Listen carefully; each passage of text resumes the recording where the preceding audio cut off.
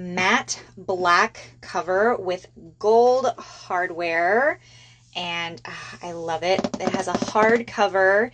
These little corners have these little metal pieces, and then you open it up and here it is. The paper feels so nice and thick. Here are all your tabs. It is a 6-month planner because you get not only a monthly view, which, look at this. This is like, look at how cool this is.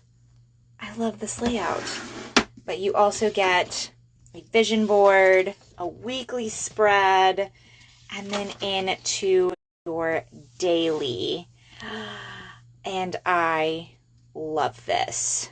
This is so cool. This daily spread and everything is what drew me to this planner. I was looking for a coil bound daily planner layout. I love how straightforward it is. I love just the simple design.